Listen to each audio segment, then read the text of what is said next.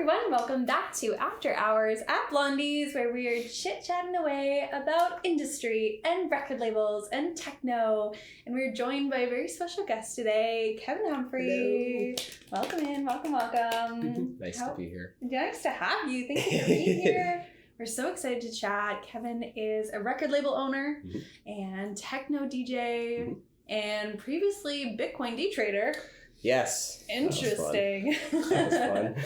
So you definitely have the full gambit of experiences with all things technology. Yes. Yeah. A little bit of programming too. Yeah. A little programming. I love it. As with most music nerds, the key word here is nerd. Oh yeah, complete nerd. Yeah. So 100%. We're all a little bit. Yeah, the apple doesn't fall far from all the trees in that sense. Exactly. We're all a little bit alike. A little bit nerdy. A little bit nerdy. Yeah. We all like our things. Yeah. So before I get started, make sure to subscribe to our YouTube channel. Please follow Kevin on all platforms. All the links will be down below. Yeah. And as you can see, we've switched to the format. And welcome to season 2! Season 2 of the Afters pod. Longer After Hours pod, which is huge shift, like massive name change. I hope everybody can, make sure you're sitting down when put you your seatbelt on today. This one's going to be a little It's going to be rocky. It's going to be scary. Bumpy ride, so stay tuned. All right, so getting into it, let's dial you way back. Way back. What is the first memory that you kind of fell in love with music? Oh, that is going way back. Probably would have been when I was like 7 with my mom, who would play, like we used to live on the island, and we used to take long drives from Campbell River to Courtenay and to Victoria and stuff like that.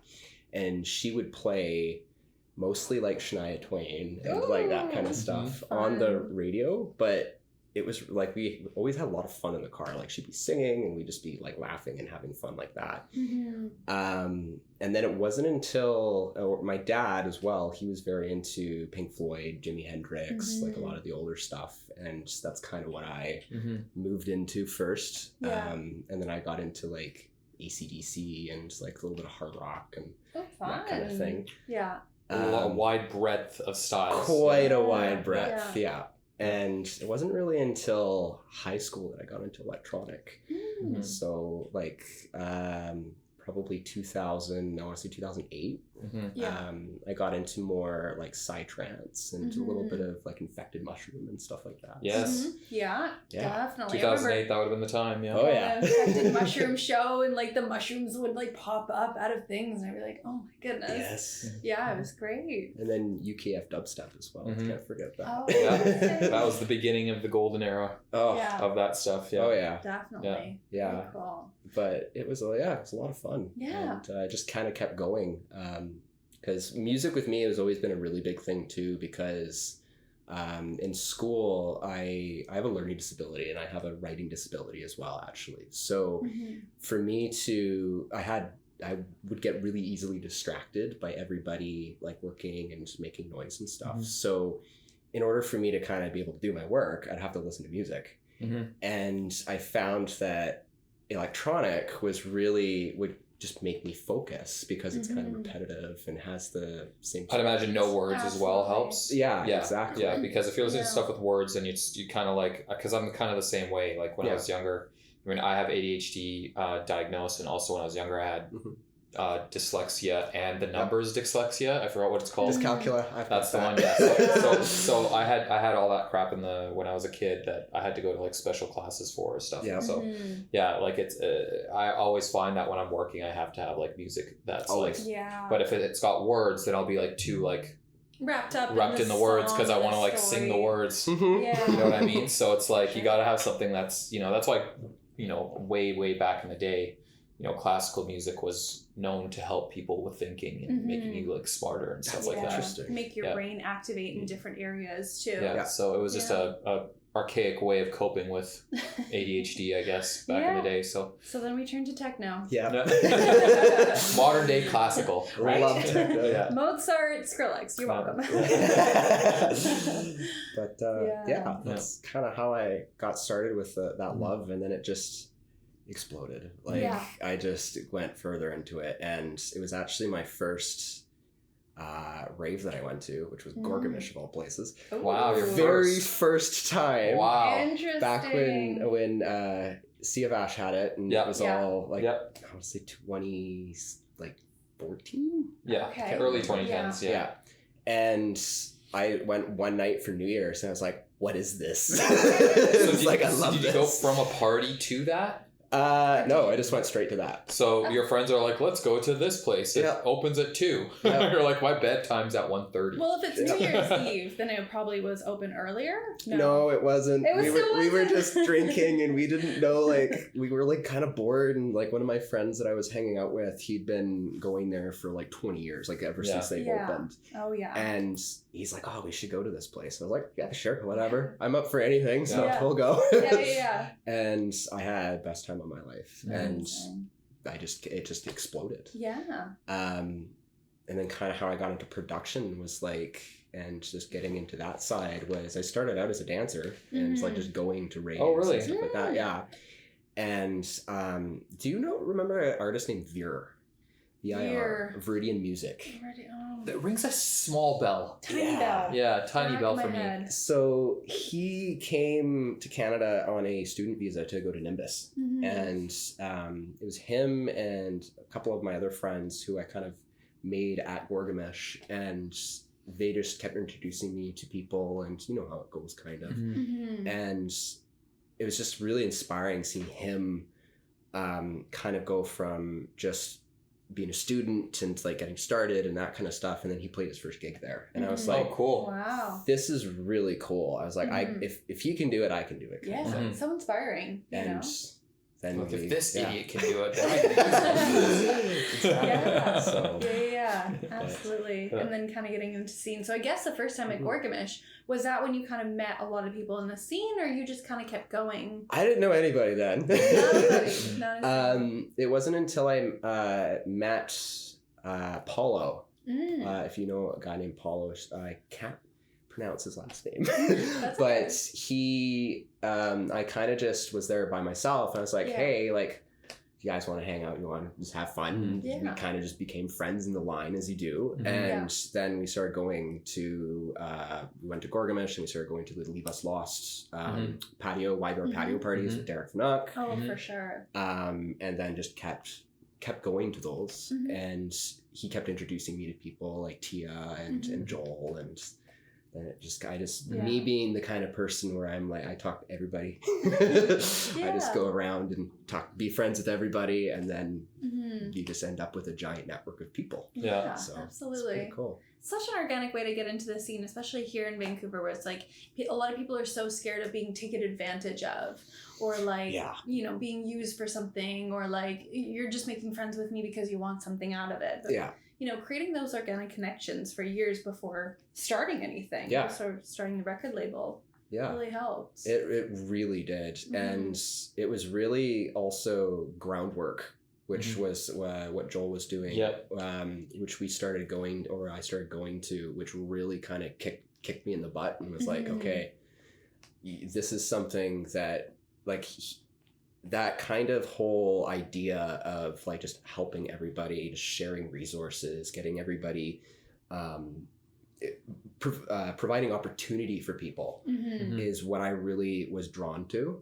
And that's kind of what I stuck with the record label, because I was noticing just myself, like after I had a couple songs out, I was looking at like, what do I do now? And it was like, you don't, like, as a new artist, especially new producer, it's so intimidating, because you see all these people who are doing so well, and you're like, I don't know how to do this. It's like, I don't have a team behind me. I don't know marketing. I don't know distribution companies, like all these little facets that go into it. So I think a lot of with music too, because in order to get it like officially released, it's not like a lot of other things where you can just put it out to the public and there it goes, right? Yeah. You're putting it out to another person who's entrenched into the scene, into music, and you're thinking like, holy crap, the critical eye of this person or Yeah. ear or whatever is going to now look at my thing and tell me if it sucks or not. It's Yeah. like, oh my God.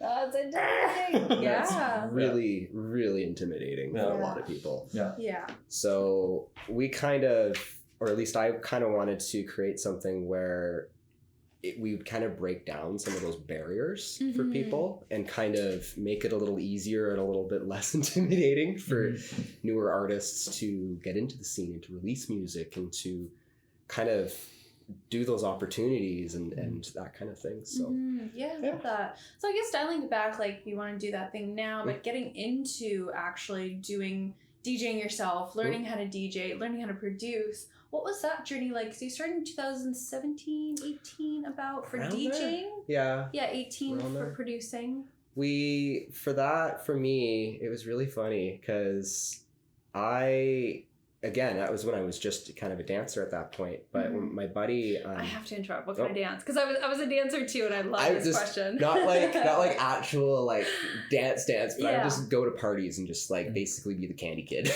So, nice, Awesome. So there's definitely a couple times where I'm sure. To be young again. But 20 years old. I was about I think 19, 20, 21.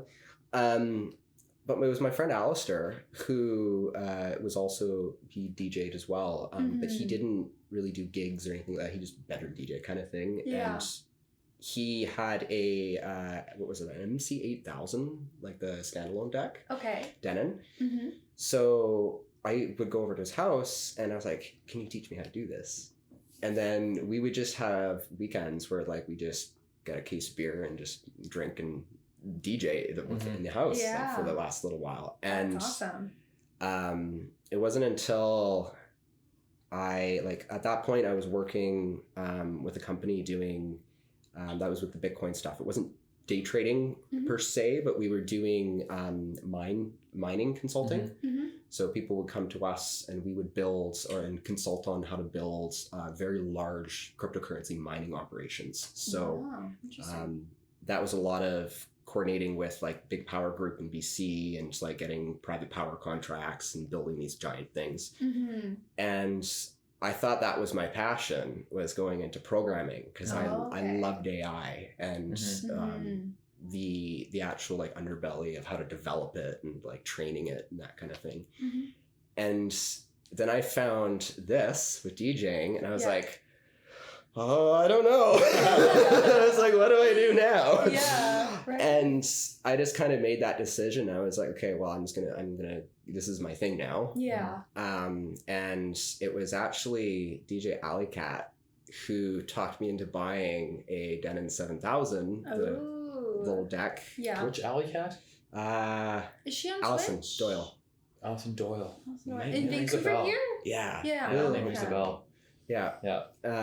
She was a resident at Workmush. Yeah. And I got that, and I then spent 2 years not going out and just learning how to DJ. And it was you get the bug, and then it's a complete addiction. Like I just could not stop. Yeah. And then after that, I ended up getting Ableton. And again, I'm the kind of person who's very like hands-on, wanting to figure out how stuff works, that kind of thing. So I just again spent another 2-3 years just I guess not going out. Like near the pandemic time. That's just being at home and crunching in on it. Just crunching music and figuring out. And you had no musical background before that? No. Nice. Okay, so just the passion, just like, you know what, I like it, I'm gonna do it. Boom, and then just figuring it out. I've never gone into something fully knowing what I'm doing. To be honest, because I find that if you do that, you're never going to do this. If you wait until you're saying like, oh, I got to wait until I know enough or I do this or that, you're never going to do it. Story of my life. 100%. So, perfectionism. Yeah. Will be the death of you. Exactly. And I had to learn that because I'm a perfectionist. So I just jumped in head first and was like, oh, if I screw up, I screw up, but let's just try it anyway. From no foul, there's nothing like leaning over you too. You're not forced to do it for a job. You're just doing it for fun. Exactly. With all the technology that you've already previously used, did that kind of help and inform you with very much using Ableton? Yeah. Yeah, I had done a little bit of stuff with like very basic DAWs before, like Audacity. Just for like doing cuts with video and stuff, because I did a little bit of video editing for some marketing that we were doing and stuff like that. But nothing too serious. And I did remember though, like this was a really long time ago when I was in elementary school, I did take music classes because they had music classes. And I ended up being able to like really understand like reading sheet music and that kind of stuff. But because of my dyspraxia, it's a fine motor disability, which I can't actually write like physically. My writing is like bottom half of the first percentile. It's horrible. God, this sounds like me as well. Yeah. Like it was like great. Atrocious. It was great for second grade and never evolved. Yeah. Yeah. You know what they say about lawyers too is like they can't write for anything, but their knowledge is all up here. You know? So. But with that being said, I couldn't play any instruments. Right. So it was like doing classical kind of music, like guitar or like drums or whatever. I can't do it. Yeah. So I was able to, once the technology came around where you got like Ableton Push with like the little, for some reason, it just makes sense in my brain. Yeah. Because it's triangles for chords and stuff like that. Yeah. So that's how I learned. Was using that. Because it's also audio and visual too, and tactile, and there's like a lot of aspects, I think. Yeah. I've effed around with it at best. Kyle had one when my old roommate I used to live with, he bought one and was fiddling around with it, and I was looking at it like, I love it. This looks like Chinese to me. Right now. No, wait, Ableton Live is like what, like a little pad? Like it's those pads, those pads, but you can program each of the buttons to do things, and it's got a sequencer in it. Yeah, you can do all it a lot, right? Yeah. And you can either use it while you're producing, or you can go like, you can do live stuff with it. You can even DJ with it. Yeah. Have you done that? Have you tried that? I haven't tried that yet. I'm a little scared. I think I remember seeing it was the first time I saw somebody DJ with that was a Boiler Room set. I think it was What's So Not. Oh. I think it was. Yeah. It was like one of the first Boiler Room sets, maybe 13. Yeah. And he was using that and a mixer, and that was it. I know that Perk, he uses Ableton. He doesn't use the push, but he uses Ableton in a Zone 98, 95. Or no, maybe it wasn't What's So Not. It was Flume. That's who it was. Flume. I was going to say, I saw Flexibility in New York last year, and he was using Ableton Live, but I don't know if, I think he had the little pad too and was doing some guitar and doing this. I've seen it more often too, but it's very like he was literally just DJing with it. Oh my god. You know what I mean? So he was using a mixer and Ableton Live. And he was just DJing. There's no turntables. That's my brain. I'm like, what do I play with? Well, I mean, I've never done it. I'm just thinking hypothetically, knowing what I know about DJing now, is that assuming that when you hit this button, it's going to be beat matched or synced to the last track. If you do it on time, then it's just a matter of like mixing it in. You don't have the adjustments. Yeah. But you're just assuming it's locking in. That's what I'm just guessing. Yeah. No, because I was watching, because we did the Perk show just a little while ago, and that's how he plays. He has a Ableton on his laptop and then a Zone 95 or 98. I always forget the number of that mixer, but that's what he does. Is he has them all like laid out, and then it's just like whichever song he wants to play, and then. I wonder, I'm literally just thinking out loud, but I wonder if there's like, you can program some of the buttons to do micro adjustments in case you missed the mark or something. Probably. Yeah. I think so. Yeah, I wonder. Time adjustment kind of thing. Yeah. I mean, I know nothing about programming, but like you tell it what to do. The buttons are not, you tell it what to do. So if you're like, well, I want you to start at this point of the song, it'll start at that point of the song. MIDI map it. It's complicated though.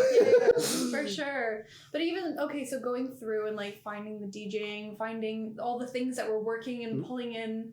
I saw that you're posting mixes on SoundCloud. Yeah. Of like tech house, deep house, but then producing techno. Yeah. Tell me about like your loves within each genre. So I had a little bit of an interesting ride with electronics. So I started with UKF dubstep, like kind of going into that, and Infected Mushroom, 1200 micrograms, which is like really like heavy trance. And then I started going into house, because that's what I was playing with my friend Alistair, was house. And I was finding it was easier to DJ because it's a little slower. You can really figure out like timing and phrasing and that kind of stuff a little easier. It's a little bit more logical, I guess. Exactly. Yeah. And I really got into like there's this one song, Uluru Mushroom Valve or something. It's like kind of obscure. You'll have to look it up though. It's really good. Really got into that, and I was like, oh, this is really cool. Like I wanna go here. So started DJing house. I started kind of like producing a little bit of house, like when I was first starting. And then I moved into more tech house, so like Sydney Charles and that kind of stuff. And it wasn't until I went to Groundwork and started becoming friends with Joel and with those guys that I was like, okay, this is kind of my sound, like the harder techno. Yeah. And I just started listening to more and more of that, and I just fell completely in love with it. Like 303, I love that. I love acid techno. Love the more like hard groove now I'm starting to go into kind of thing. But yeah. So what is it about the genres that kind of like captivated you about each one? I just always find that if the song gives, this is how I sign music too, actually. If the song gives me goosebumps, because I tend to get, when I really get into it, and I can really kind of like, you really kind of lose yourself when you're like close your eyes kind of thing and just listening. You can really kind of lose yourself in it. That, and I started getting like the hairs in the back of your neck standing up, and because I'm very tactile with that. I don't know what it was really. It was just, I was really drawn to it, and I was like, these darker, faster sounds I really have a fun time dancing to as well. So that's kind of I guess where it came from. I was just in Berlin just like learning how, or like listening to them, and they kind of taught me how to listen to techno. It's like you almost get in a hypnotic trance. Yes. With the people around you too, and then it kind of all like you'd all just kind of all start doing the same kind of movements. Like it's almost like this sea of people afterwards. It's very cool. It's you can really kind of feel the. It's gonna sound really hippie, but feel the energy with everyone. And again, we've said this before. Like when you go to shows, when you go to concerts, any kind of performance, it's a religious experience. That's exactly what it is. You know, it's a. You know, and when you're in a group of people all synchronizing essentially to the same thing, it's primal. It's very primal. It's very. I don't know. It's just like it connects you to something. So I've had. There's definitely been some nights where I've been at Gorg or been even at Vantech where like. Just going and like just dancing, and once you start really dancing too, you don't even have to have taken anything, but you're already like the endorphins are like going and you feel like you've taken something. And it is almost a religious experience, to be honest. Like you really kind of connect to that primal urge to dance. Just let it out. I mean, your body's resonating with the frequency of what you're feeling. You know, like for me.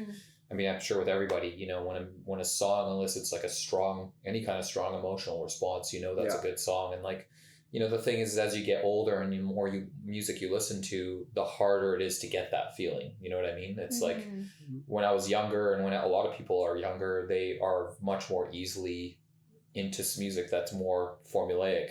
That's why pop music's much more popular with younger people. And then as you get older, you don't listen to pop music as much anymore, especially if you're really into music. You'll start listening to things that are more, nuanced, complex, deeper, exactly. Because the thing is that formulaic music is so predictable. You know, and that's my issue with music, is that if I go out and it's predictable, I can't enjoy myself. You know, when I hear a great set or a great song, it's a huge dopamine rush for me. You know what I mean? It's just like I immediately perk up like.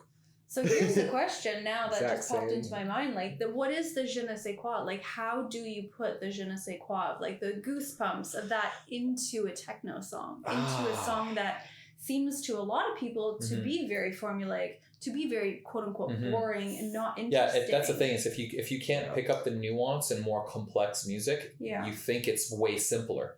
Then and that's the rub, right? Like it's like, and I was the same way when I was younger. You know, like I couldn't listen to like. When I was younger is when you guys weren't even freaking born. My first exposure to electronic music was like really fast trance music. We're talking like the early 2000s.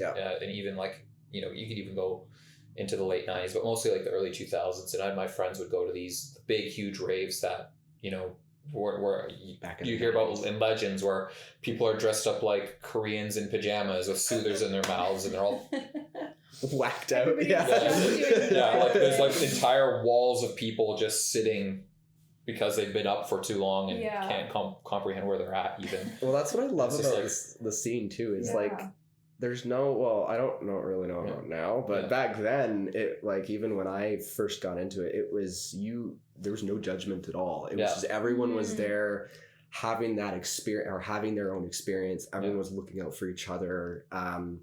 And it was really almost spiritual because you'd get into it and I don't know how to describe it, but I think you know what I'm talking about. Because I went into those situations as a person who listened to hip hop, R&B, rock music, grunge, alternative, etc. Pop, and even some like pop. Like I listened to a ton of Madonna, Michael Jackson, like all that good stuff. So I'd go into one of these shows and I'd be like, what is this? Nothing but judgment, to be honest. You know what I mean? Like pure judgment. Yeah, you know, we're talking like I'm in my early 20s, right? Yeah. So it's you know, it's a different story, but I did not have the ear for the music, you know, and to me it just literally sounded like noise. You know, and now if I go back and listen to that music that I called noise, I understand it now. Totally. You know, that's interesting. Absolutely understand it now. Yeah. So when I started to get into actually enjoying electronic music, I was in my late 20s and I started to listen to like house music, but like the vocally poppy house from like Ministry of Sound and stuff like that, where I was just like, oh, okay, this sounds like dance music. I can dance to this, but I could also sing to this, and it was good. And then Kygo being jungle house and fun and not that stuff, but like you know, I'm talking for me. Yeah, for you, for sure. But then like when I first listened to dubstep for the first time, like the UKF stuff and all that stuff, and I was Gold Dust. I was like, this sounds like that and like rock and like, you know, and it's got that like visceral, like emotional pull. And I was like hooked immediately. Well, if you're listening to like Shania Twain and all those like big records from way back when. It's my mom. You know, and bring that into the music. Do you try and bring that into the music today? Not as much, like that kind of style, but a little bit more of like, how do I say it? Like a little bit more Pink Floyd-y, if that makes any sense. Yeah, totally. I'm a massive Pink Floyd fan. Like I saw Roger Waters was the first concert that I went to in 2016. Oh, crazy. With my dad. And it blew me away because like all of the visuals and everything. And I was like, this is so cool. Yeah. And then, so I guess some of my techno and some of my stuff that I make now is some of it's got a little bit more experimental bits to it. I've been told that I'm really good at being able to translate emotions into sound and it's like sound into emotions. That makes sense. Yeah. I mean, that's huge. Like, I mean, especially if you're not doing it with words. That's the goal. Yeah. You know? That's a skill for sure. Yeah. With that, it's like, I just like, cause I have my 303 and like some synthesizers and a sequencer. So I'll just like put a 4x4 kick drum out and then just like play around with it and just see what I come up with. And a lot of the times it's simple. Sometimes it's terrible. Sometimes it's like, okay, this is something that I want to work on and keep going with. And then release it. So I haven't released stuff in a while, but because I've been so busy. But oh dear. Stupid life. I know. Just, getting in the way of all the good things. All the admin work. Yeah, definitely. Well, that's cool. I feel like I'm just getting into production. Very, very to the iceberg kind of situation. But I feel like it's kind of like you throw kind of everything in there. You see what sounds good and kind of pick away from there. Yeah. Yeah. She's actually done some pretty like interesting things with how little experience she has. So I'm actually impressed. So throw it on the ball. Yeah. Send me some tracks. Yeah, sure. Definitely. I've got a couple. But she actually played one in a mix that she did at Northern House. Yeah. Nobody heard it yet, and it just fit right in. And we were like, oh, and she's like, oh yeah, I played my track, and everybody was like, which one was it? And it's like so good. Yeah. Just awesome. gotta sneak those in there. You know, just the tip, just to see what it's like. Why not? Never hurt anybody. Especially if you play it, nobody reacts, then you won't, and then you. Nobody reacts poorly. Well, nobody That's reacts. Yeah. If they're like, turn the song off, and you haven't told them that it's your song yet, then you're all good. Yeah. But anyway, so releasing music, releasing music and getting that actually out the door and get it going is kind of like you're kind of saying like it's a bit of a hard process and it's very intimidating and daunting. Yeah. What was your process in getting your first one signed and out the door? Was that on your record label? Yeah. I was like, I got frustrated. So I was like, I'm just going to make my own record label. It was kind of like a knee-jerk reaction moment. But then I realized like once after I did it, I was like, okay, I really have something here. I can really grow with this. Right. And I released my first one. It did okay. Like it wasn't the best. But of course, everyone has to start somewhere. It's your first. Exactly. Yeah. Everyone's first track is going to be crap. So I put that out, and then it was again groundwork that really kind of pushed me to keep going with that. And also, like I had Derek Vanuk say to me once after my dad passed away, he was like, "Don't ever stop making music." He's like, just take breaks, but never stop. So don't burn yourself out, but keep going. Yeah. And that really stuck with me. So I just kept going and just kept going and kept going. And I wanted to take that kind of culture of, what was I going to say there? That culture of helping and like, because I found a lot of record labels. The problem is that you send them a track and then either you get no response or they're like, we're not interested, thank you, kind of thing. The blanket no return email. Exactly. Yeah. And with how I just was not happy with that. I was like, there's got to be a better way for the industry to do this. Because when I worked in cryptocurrency and I worked in programming, we would get new programmers that would come in who had the drive and they had that like the curiosity of like how because programming is a bit of an art form itself because there's a couple different ways of doing things, and when you're programming and you have something what they call really elegant code, it's a real elegant solution to a very complex problem, but it's only maybe like a couple lines and it does the thing. And with my thing with music is that you can teach that, like the technical aspects of it I find are teachable. It's not the actual artistic part of it, like the talent part not so much, but if I get a track that say is not like technically there, it's like, okay, how do we get it to be there? Like, how can we help you to make that track what you want it to be and something that would fit on like professionally on the label? So I started, after I started working with my stuff, I started kind of searching that out with other people at Groundwork and finding songs that we could kind of help people with. And then that's just kind of what I started doing. And now we've got releases from Joel. We've got some from Tacoma. I think Robotic Romance. We're going to do one of theirs too. Geometry. So Time Geometry.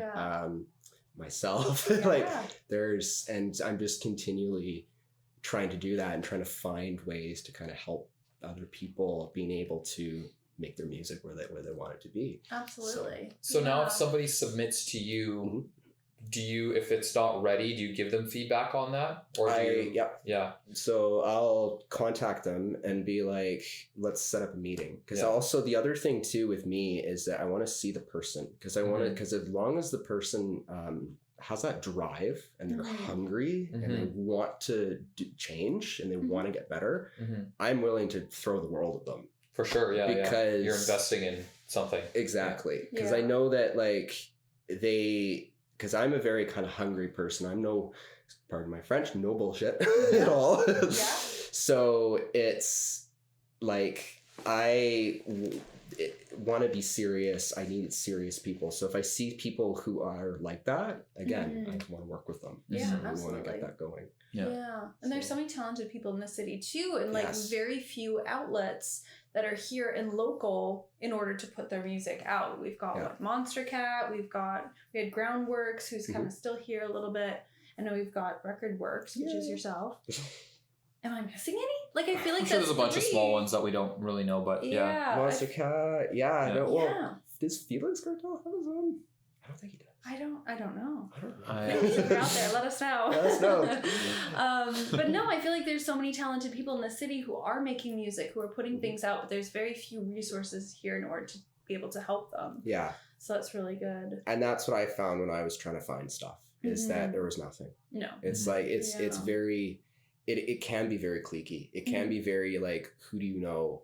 Like if you're a new person coming in, some people won't even look at you. They don't want to work with you. They're like, oh, well, I've never heard of you in my life. Like, go away kind of thing. And I'm like, show me your content and then cool, let's do something. And work on it from there. Exactly. Yeah, absolutely. Because everybody's room to grow and room to evolve. And, and we need to, in order for this space, I think, for just the electronic music industry as a whole in Vancouver, we got to work together. We got to amplify people's voices. We got to break down barriers for people with disabilities who may have a hard time accessing some of those resources too. So. Or they don't know where to look too, because we're also underground. Yeah, we're also secretive about it because we don't want those bad apples so badly that we're willing to tuck ourselves away and keep ourselves all hidden. And I'm the one who's willing to like take the risk and be like, I'm gonna do this. Let's just like screw it. I'm gonna try it and see if it works.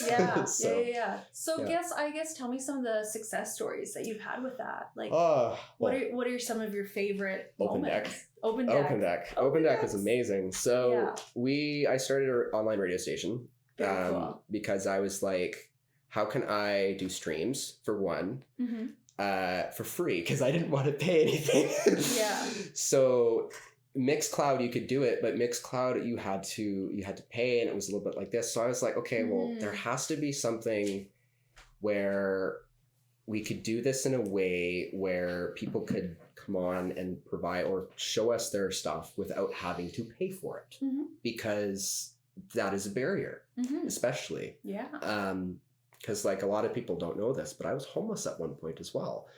So I've been in that situation of wanting to do something and wanting to get that, but I can't. There's no way that you could. Exactly. The barrier of entry is just too exhibitive. So I figured out how to set up a radio hosting server. So I did that. And then we've contracted with Northern House, like Bryn and that whole crew has just been absolutely, they're family. Thanks guys if you're watching. Stellar people. That they've helped us so much. And we wanted to kind of open up a space where anybody in Vancouver could just come and play. And the cool thing about that is that we are fully licensed. So I've already taken care of all the stuff with SoCan, with Resound, all that thing to get that sorted.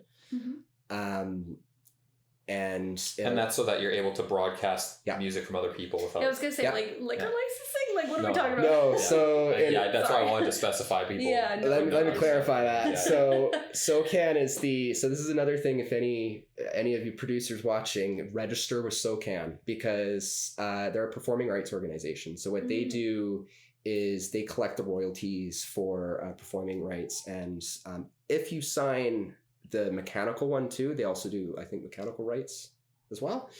And that's how you get paid. So when radio has to pay a certain amount of licensing fees to SoCan every year. And then we would submit a log sheet of all the music that's been played for that year. And then the artist would actually get like a check from them. That's fantastic. So we wanted to help do that so that with people who produce their own music and who are releasing their own music who are here, they actually get paid for their song getting played. And if they come on to Open Deck and play their song, they get paid for that as well. So, but yeah, anyway, I was going back. Very cool. ADHD brain. So we started doing open decks, and yeah, it just exploded. I was like, okay, I'm just going to try this and see if it works. Like, I don't know if anyone's going to be interested in it, but like, whatever, we're going to try it. And we've had, every single week, we've had 3 DJs come on and play. First started out with just me and Bond and a couple other people. And then word just spread like wildfire. And we've been getting a lot of what I've noticed, which is really cool, is that there's a lot of DJs that I'm seeing coming to Open Deck who I haven't seen playing clubs. Right, yeah. So they're like people who've played at private parties or at UBC parties and that kind of thing. And they've come in, they've played on Open Deck, and now they're playing in clubs. Very cool. That makes me so happy. So cool. Yeah. It's such a satisfying feeling where you're like, I helped, I started, you know, I gave them the little push that they needed in order to get out there. Well, everybody needs that. It also gives them an opportunity to practice because it's a V10. Like, it's a full Pioneer 4-deck setup. You guys know Northern House. Oh. So anyone who's not really played on a system like that or on or is not feeling that they're prepared for club, I've been able to see like they go in there, they play on it, and then they're like, oh, I feel confident now. Like that makes me so happy. When you look at that thing for the first time, or even from afar, it looks like a friggin' spaceship. It's console. intimidating. Oh, It's so intimidating. Yeah, but then you just Like, translate. do you Okay, wanna go this is where my bars? controller is. This is what that is on here. Okay, this is what it is on mine. That's what it is on here. And then you like kind of just start to recognize what is what, and then you're like, okay, it's really not that bad. Yeah. But you look at that thing and it's just like, because there's 6 channels and it's like, Oh my goodness, yeah, and there's like, why is there 12 Q buttons or whatever the hell? It's just like, holy moly, there's only one on my controller. Yeah. It's just Like, I remember we had a guy. This was really funny. We had a guy who just been playing for like 1 month. Like, he hadn't been playing at all, and I remember he got behind that deck and he was shaking. Like, I felt kind of bad, but he was shaking, and I was just put my hands on his shoulders. I was like, deep breath. You're not gonna get electrocuted. You're not gonna get electrocuted. Yeah. I'm like, I'm not gonna care. I'm like, this event is for all skill types. Anybody who, whether you've been playing for 20 years or you've been playing for a month, I don't care. You're getting behind a deck and you're playing. That's all that matters. Everyone is welcome. Yeah. So we and he was like, okay, and then he ended up kind of getting in the groove, and then he like played a really good set actually. So it was. And the thing too is that amazing. just from my personal experience with this equipment is that you look at it and it looks so serious and so complex, but this newer, crazier high-end gear is actually way easier than the other stuff you're learning on. Oh like my it's got goodness. it's like a cheat code compared to like the older gear or like less 2000s is way more difficult than a V10. Like, I know it's a mixer versus a deck, but like still. You're right though, because oh my goodness. I had because I had to transfer, because this is the other thing with dyspraxia is that once you learn a motor skill, it's really, really hard to transfer that motor skill to something else. So like for me, I can ride a motorcycle. I can't drive. Right. Because it's completely different motor skill. And for sure. Yeah, they're very different. Yeah. So when it came to DJing, this is where I kind of shot myself in the foot.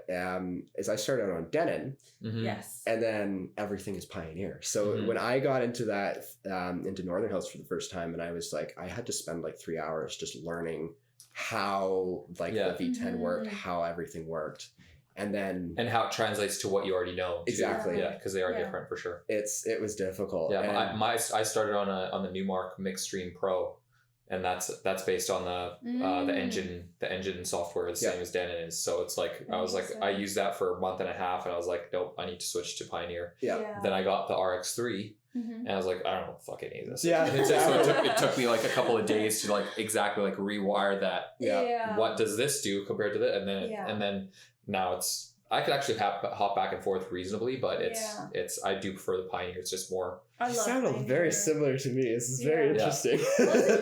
We have the same brain for sure. I'm just like 20, 15 years ahead of you. That's all. Just a couple more years. In a similar vein, I started on the Pioneer DDJ 400, moved to the bigger decks fairly no problem. But then New Girl has rain gear and Serato. And I'm like, I'm just seeing all these little triangles moving across the screen. I'm like, okay, I cannot rely on anything in this computer. I have no idea what's going on. Back to the ear, and pray to God I hit the loop button, not the start cue button.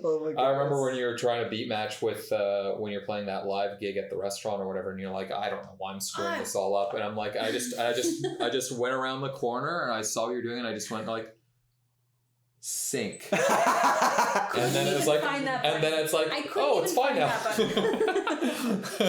You know, like, and then now, so she was on the rain gear, and now she's got a Hercules for the studio. So I'm like back all over again. And it's like all these little things are so similar, but they're so different. So different. But once you start learning them all, it's like, oh, now you can get like, it's easier to hop to different things. Because that's my issue, is that I'm so like, I'm very comfortable with the RX3. Yeah. And in proxy, the 3000s and V10 / setup. That like, if I use anything else, I'm just like panic attack. You know, it's just like sync button. Yeah, like not so much with engine stuff, but like even like 2000s or like the Serato stuff, or what was the thing that I was playing with you and at? Why is quantize in a different place on every single gear? Yeah. Like, what was the stuff that it's we like played they just need to standardize a layout and keep it like that. Well, that's what Pioneers tried to do, right? Yeah. What was the setup we played at Shades? She had a Pioneer controller. It was like a. Oh gosh, it was like crazy... 2 before yours, I think. No, but it was like it's a controller though. It doesn't have the screen. Oh. Whereas mine's it's a record box Pioneer. It's bigger than the 400. Yeah. I think it's 1000. Yeah. I think it's called 1000. And that was different too. And I'm just like, ooh, because you have to use the deck, and then for the screen part of it. It was all laptop. It was all laptop. So he's squinting at the screen. I'm trying to do this, and you're trying to drag and move this track this way, and just like, where's the scroll and load? Yeah, there's no scroll. Like, there's like a load button over here. Yeah. Anyways, technology's so great. I was sweating buckets trying to do basic mixes. Oh, that was me on my first show. Oh God, that was scary. Oh no, your first show is always so intimidating. Like I couldn't find the quantize, or I didn't realize the quantize was turned off on my very first show, my first real show, which was Kumo events. They I won the little contest, and I got on decks, which was awesome. But I usually use loops, and like loops are my thing. Like I love loops. Yeah. But it was just drifting so far off, so I had to manually put the song in, let it play out, take it out, put it back in. Oh no! Oh no! Because I didn't realize what the quantize button was, or I didn't know where it was. Oh, that's so stressful. And so I just kept putting it. I mean, I think it sounded okay. I think you're there, right? I don't remember. No, I don't know. I don't remember. Okay, well. So anyways, how was your first show? Man, that was fun. That was the Riverside party that we did before COVID. No, just after COVID. Daytime techno. Yes. Did you come to that? No. Oh, did you hear about it? Did a lot of research. Nice. We did that. That was me, my friend Brendan, who also helps run my company, and just like some of my old high school friends. We were like, just organize a party. Like let's just do it. And I love that. I remember the YVR patio spot because like going to the original YVR patio parties that Derek was doing, that place was kind of magic. It's such a cool little venue. Like I think for anybody wondering, they're on Triangle Productions. They've got a couple that are out, and it's basically like you're right behind the airport. Yeah. You know, you're right on the water. There's a bridge over here. There's airplanes flying all over the place. And in the summer, you can like go swimming, and it's like anything's possible. Yeah, we loved it. But that was my first outdoor show that we threw, and yeah, it was a blur, complete blur, because I was managing the event. We were doing all the setup, and then also I was playing. So it was like, but that first show that I had, it was like laser focus, like on my thing, like don't screw up. And before I knew it, it was done. I was like, how the hell did that go by so fast? An hour just flies by, or however long the set was. 2 hours, I can't remember. 2 hours, yeah. But yeah, and then I remember Sivs and Mazu actually were there, and they were like, that was pretty good. And I was like, Oh my goodness. Okay. So wins from the queens. Yeah, you know? I was pretty happy, and then I just but after that was when I got into more production instead of DJing. So that was when I just, social life just went completely into Ableton. Yeah. And continued with that. And then everything with admin and starting the label. And then and then COVID, we didn't do shows for a really long time. So the first one we did since then was the Perk show at RecordWorkz. So it's been a while. Yeah, and that was June of this year. Or sorry, January. January 6th of this year. You had A-Wood, C-Star, I was seeing. Yep, Fitch. And Perk. Very cool. That was a wild night. Yeah. That was a wild night. I gotta thank Tia for helping me put that one together, and all the rest of the crew. Yeah.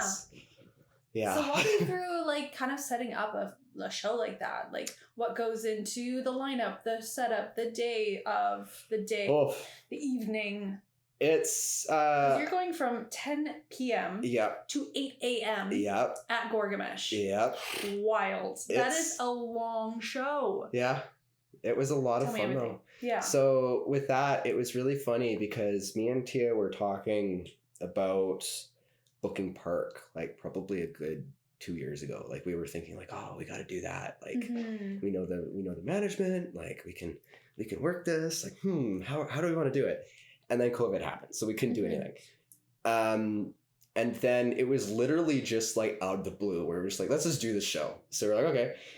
And how she was the one who handled a lot of the booking on that, but that was us. Basically, you have to contact the agent. So we contact Perk's agent and say, hey, we have these dates that we were originally going to do it at Vault.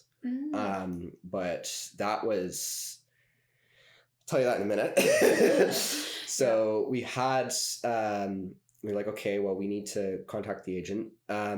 We got the interest in. So, and then we were okay, now we need to find our venue. So we were going to originally work with Vault, and we had a date, everything set up, and we were all good to go.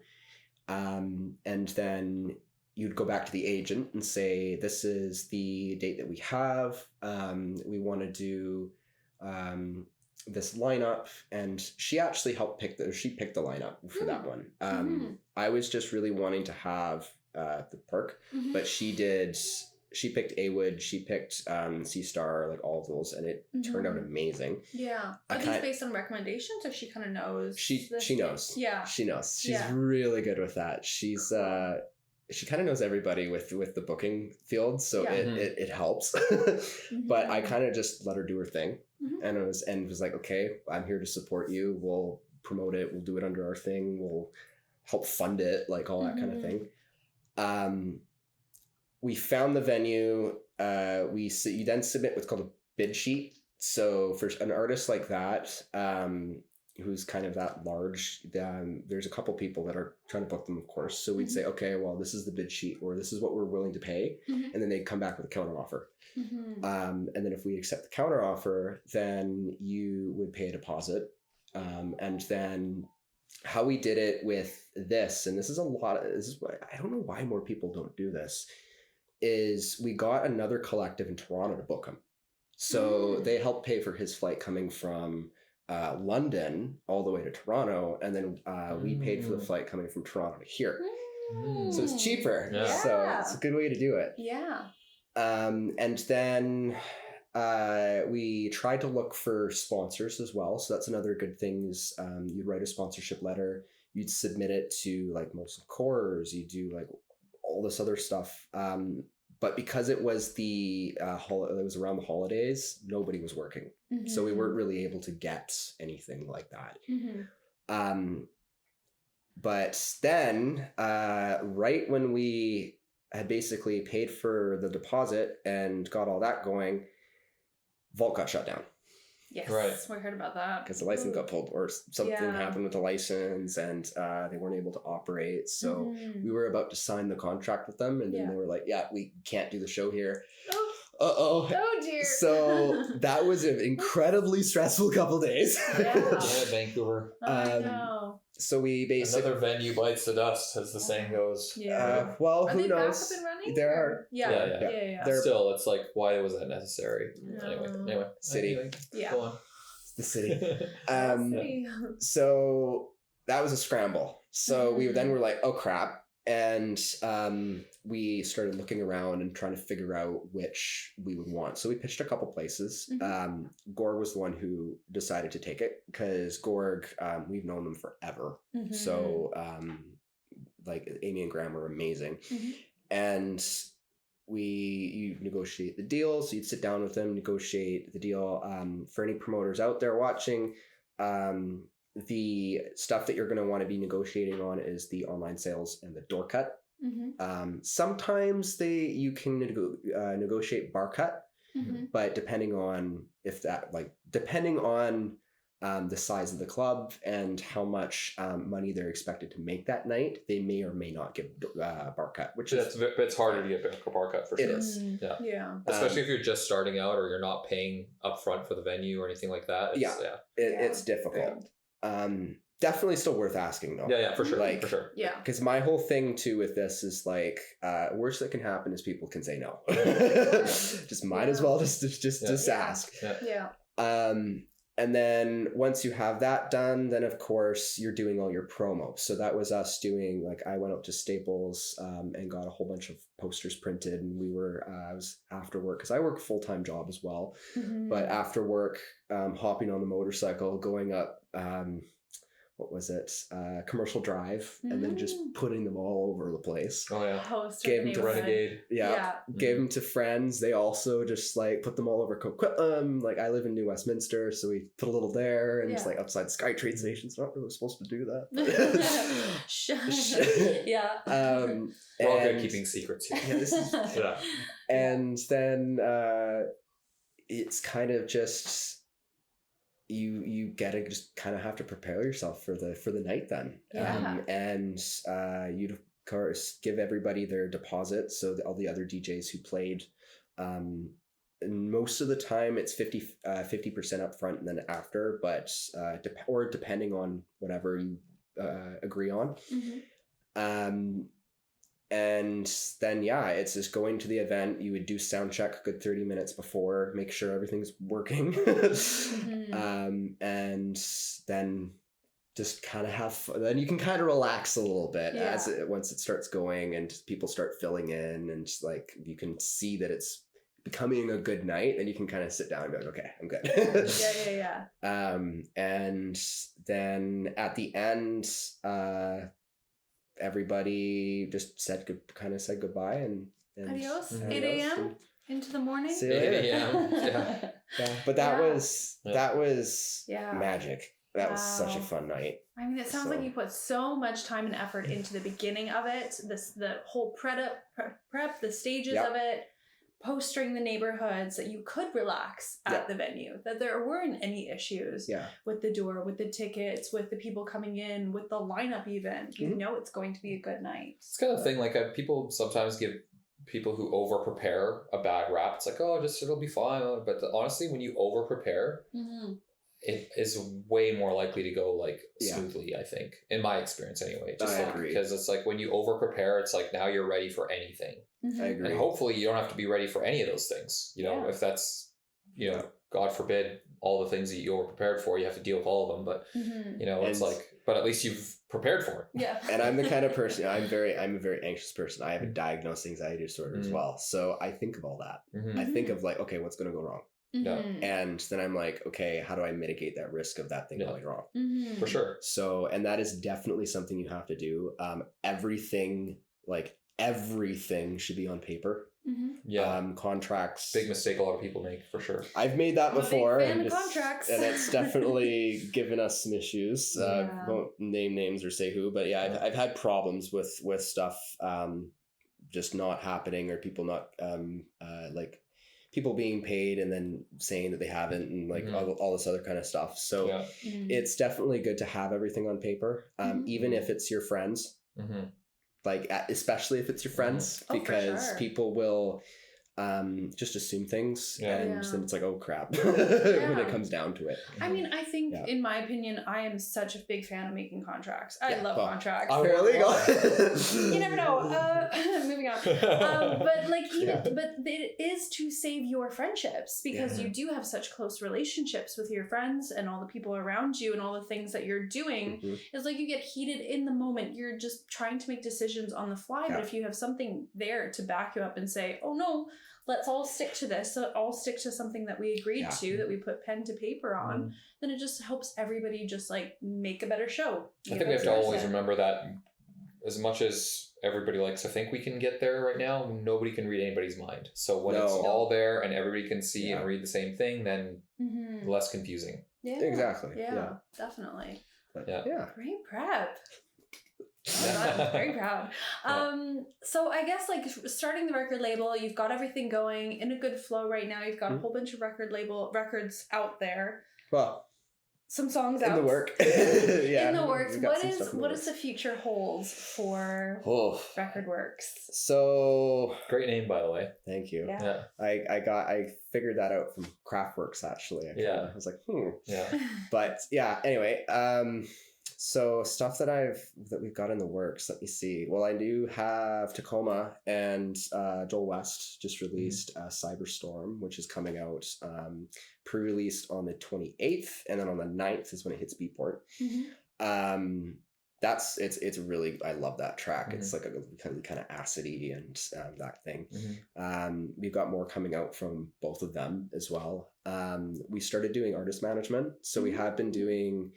I've been learning a little bit more about that, and we've started managing Robotic Romance. So really happy about that, because that duo, Tacoma and Shin, it's so cool, because he plays, or Jordan will play on CDJs, and then Shin has his like little synthesizer with the drum machine, and like Oh, very cool. I love live sets. Yeah. So I was like, this is so cool. It's like, I want to get you guys and like see if we can do some festivals or whatever. So my thing with kind of this has always been nothing is too big. So I've like I said, worst that can happen is people say no. So I'm sending it to everything, trying to basically do everything. I've started getting into publishing, so we've been looking at doing sync licensing, getting into more what do you call it, like movies and that kind of video game music, that kind of stuff. We do have plans. I can't talk about it too much, because especially location, but we may be opening a nightclub soon. Ooh. A new venue. That's exactly what we need. We need more venues. We do. And that's going to be very exciting. That's all I'm going to say about that, though. Lips sealed. Stay tuned. Very cool. Yeah. Oh, that's awesome. And then Very exciting. What else? More open deck.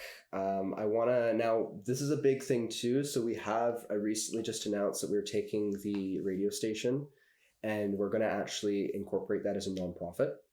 And have that running as its own thing, because I wanted to it allows us to get grants and to get some support with the government and stuff like that, and it kind of allows for continuation of that project.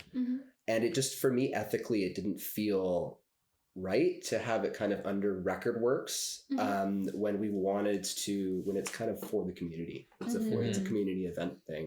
Yeah. So we wanted it to kind of be run by the community for the community, and then everything gets reinvested back into that. So, but cool. Yeah. Cool. That's a good idea. I have a lot of ideas, but I don't know if I can talk about some. That's probably. Well, I mean, you gotta come on again. Yeah, exactly. Come back in a year's time, and then you can tell us all the major things and all the milestones and everything that happened. I guess if you were to look at yourself 5 years ago and give yourself a piece of advice, getting to today, what would you give yourself? Piece of advice. Either with the record label, personal, Let me music, think. That's a hard DJing. question. A mistake to avoid, A or mistake to avoid, something to look forward to. something you should have did earlier. That's always a classic one. Yeah. Release If I had more, only known this earlier. release more music. Yeah. Yeah. Yeah. I am wishing that I did do that a little bit more, Mhm. because I'm a very business guy. I've been running entrepreneurship and stuff since I was in high school. That was something that I was very into, because finding work, having a disability, was a little hard. So I wanted to do, and I also wanted to do something that I loved. So, and it was really hard to find something that I loved. Mhm. So I kind of, now I've kind of fallen into the trap of doing a lot of admin work. Now I love it, like, don't get me wrong, but I Love a would good like admin to moment. do, I would like to release more music. And I Yeah. think that's something that I'm going to be doing over the next year or two, is Mhm. really kind of spending the time in the studio working with Joel West, because he's family now. Yeah. I'm going to say right now, he's kind of Yeah. like my big brother. I love There that you go. guy. Nice. Mhm. He's taught me so much. Yeah, And he's so smart too. So Like, yeah, we've got a podcast on him. Love Joel. Yeah. And just start releasing more music, and just seeing if I can get better and kind of more refine my sound with how I want it to be, and kind of go from there and just see what happens. So, Yeah, just see what happens. Keep on trucking. So exactly. many things in the works. Yeah. Plans. Just do my thing. Yeah. I'm a big fan of that. Just try. Yeah. Yeah. Just try. Worst they can say is no, and then Oh, as, exactly. who is it? It's- Chris Kardashian says, well, then you're talking to the wrong person. Yeah. Right. Yeah.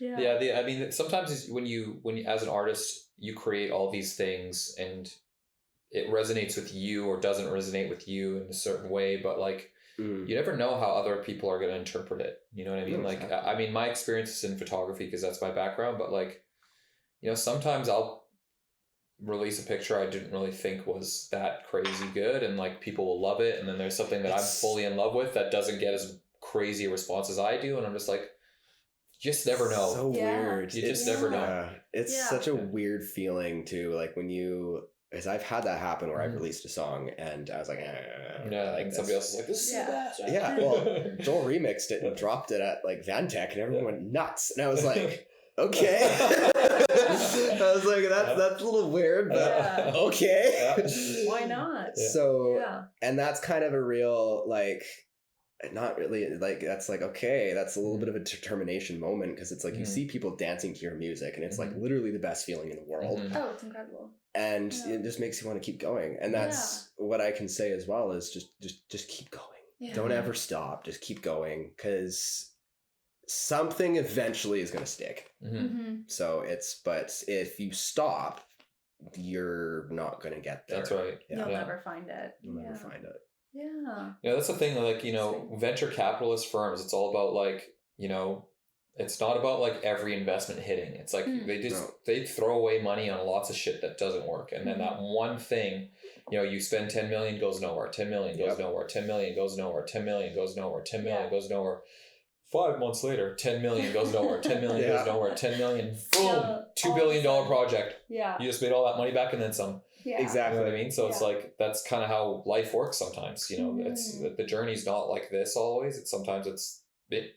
It's really funny. Yeah. It's really funny you say that, because that's kind of been my mantra, is like just keep throwing. Like, I've shoveled so much money into this record label and had no return, and then all of a sudden it's like, oh crap, this works. And then it's like, okay, well then how do you analyze that and then make that happen again? Yeah. So, but again, like, that's why with a lot of the artists that I've signed, it's like, and a lot of the music that I'll take in, if it's not technically there, I don't care. It's like, let's get it to that point, and then let's just make sure that you keep making music and keep sending us stuff. So yeah, absolutely. I feel like with artists too, like, as an artist, you want to create something that's kind of like your little baby. Yeah. And so you put out into the world, and you've such a disappointment when it doesn't, find the right audience or succeed or be as successful as you were kind of hoping it to be, because you put all this time and effort into it. But it's just about letting it go, and eventually it's going to come back. Everything's a step to learning, especially at this early in our yours, mine's, all of our respective journeys in this situation is that like, you know, we don't even know what we don't know right now. So just the more you do, the more you learn. And then eventually the thing you did 10 months ago, 2 years from now, be like, you know what? I remember I did this thing. I'll put it into this that I just learned today. And now it's way better. Yeah. You know? So you don't know how it's going to go. Definitely. Yeah. What was your biggest surprise from the record label?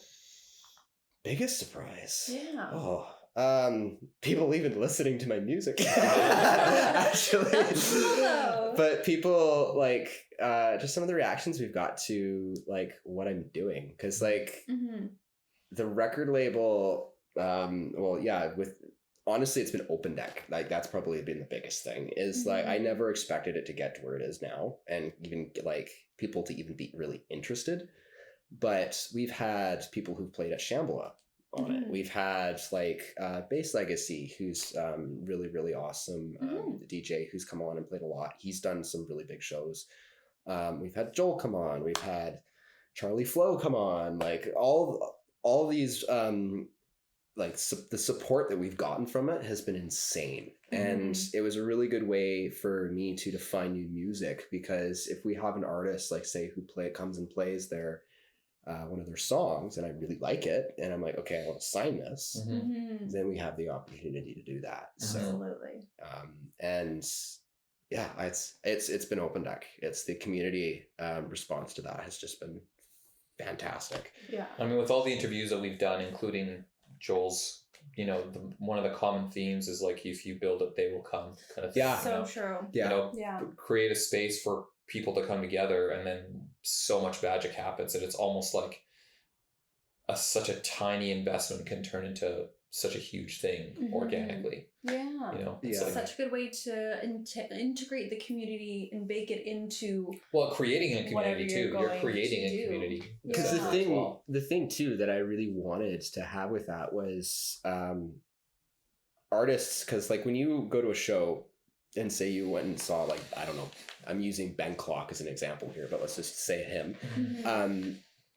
Trying to go up to him after and talk with him would be like, you'd be freaked out. Because you're in the middle of a show. It's like, there's all these people watching you, like that kind of thing. What I like about Open Deck is it's very intimate. So it's only most of the time the DJs that are playing, myself, and then maybe a couple friends. Like we'll have some friends over. We have packed that place though sometimes. Like for the we did Armix came and did a resident advisor show there. Like a boiler room style thing. Cool. And we had like 30 people in that tiny little room. It was so sweating bucket. So bad. My little studio here, for anybody wondering. It's actually Northern House. The decks are here, and there's like a teeny tiny little space. I'd say it's about maybe 50% more room than this. My glasses were fogging up. Yeah. Oh yeah. For sure. Yeah. Oh, for sure. Yeah, it's a studio that needs to be sound deadened and like there's a lot of insulation too. So there's no windows. There's no windows. No window. Although we did, Travis, thank you, Control Delete, donated a fan that actually worked. So that helped a lot. Bryn was really happy with that. That was funny. Yeah. Where was I going with that though? Well, resident advisor, you had 30 people in there and building the community. Yes. And bringing people together. Is it because it's so intimate? You have, and the real goal of that with me was to put somebody who's just maybe been playing for a couple months or 6 months or whatever, someone who's just started producing, that kind of thing, put them in the same room as somebody who's been doing it for 20 years. So you end up getting a much less intimidating environment. And a lot of conversations start happening. And then it's like a group of peers, not a bunch of like, this person's here, this person's here. It's like everybody's coming together for the same thing. It levels everybody, and egos just dissolve, and everybody starts talking with each other, and then you start getting really good A&R through that, because they'll start making deals with each other. They'll start being like, hey, I want to learn this, like, can you teach me, and blah blah blah, and then it just like helps people. So absolutely, that's really made me really happy, and I was like, okay, this is something's doing. I'm doing something right here. It's brewing. It's growing. There's potential. It's very human. Very human. Yeah, very human. Very human. Bringing people together, and for the helping each other to be better than what they were by themselves. 5 minutes ago. Yeah, absolutely. And like, I think I kid you not, if you go through every single episode that we've done, the best way to get into Vancouver and into this scene and become a DJ and be out there playing is creating and being involved in the community. Yes. Hands down, everybody's going to There's a lot of receptiveness. There's a lot of, support. Support. Exactly. Yeah. Mm-hmm. Yeah, because definitely there's been times where like I needed help because like either financially or whatever, and I've been like, I don't know if I'm gonna be able to do this anymore, kind of thing. Mm-hmm. And people have just been like, nope, we're making it happen, and then they like come and help out, and it's like, oh crap, okay, I've actually created a little community here. This is really cool. And everybody wants to see everybody succeed. Exactly. Too. I love that. Yeah. God bless our little community here. God bless us, everyone. Well, I think on that note, thank you. Yes. Thank you for creating the community, for being here, for having big visions and goals and putting out music. Yeah, I'm excited to see where the next steps are. Yeah. So nice. This is just so people know, this is one of the few times that we've done this before where we don't have a close, long relationship with Kevin. We've just met him essentially we haven't paid for him the podcast. Paid him off. So it's like, a lot of our interviews are with people that we've known for a long very time. Actually contacted them. Exactly. Yeah, so it's we've been getting more people that we haven't had long-standing relationships with lately, but it's like that's like it seems cool. like I felt like our conversation's been very like as if we've known each other for a long time, which is almost always happens with us. Yeah. I think we're just that's very comfortable people to talk to, I guess. I don't know. I feel like I'm quite abrasive, but it seems to be working out. It's the shirt. It seems to be working out, so. Oh my God, I just noticed the shirt. Yeah. I love that. That's what I said. What was the over-under on the Michael Scott shirt? We got one person, so it is I the said under. 1.3. Yeah, it is under the 2.5 that I predicted. So whoever got the bet on that. Point being, thank you for being here. So it's been very good. Yeah, I'm very excited to see where things go and the new venue. Stay tuned for the new music, new venue. Yeah, new music. Yeah. New do who dis.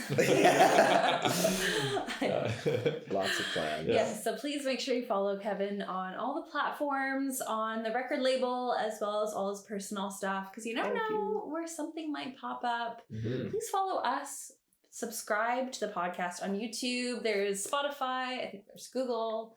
Apple Podcasts, all that nonsense. Blah, blah, blah. We'll be here every single Wednesday on Twitch for the live recordings to hang out and talk to you guys. And also the episodes go live on Tuesday on YouTube and all the other platforms. I think that's it. Yeah. Cool. I think. Yeah. Adios. Bye. Until next week. Yeah.